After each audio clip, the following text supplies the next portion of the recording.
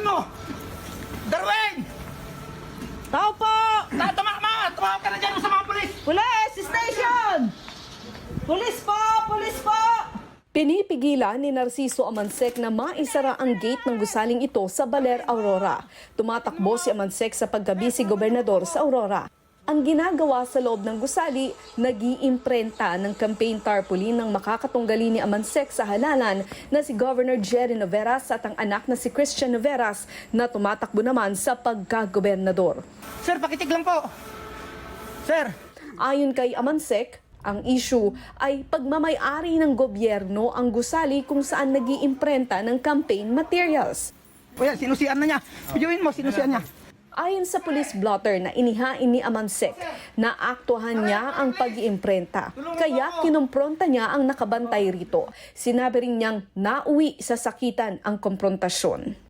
Sa pahayag naman ni Governor Noveras sa social media, iginit nitong sapilitan ang pagpasok ng katunggali sa gusali at labag ito sa batas. Itinanggi rin niyang may alam siya sa ilegal na gawain sa loob ng gusali at sinabing magsasagawa ng investigasyon. Handa rin siyang harapin ang anumang akusasyon.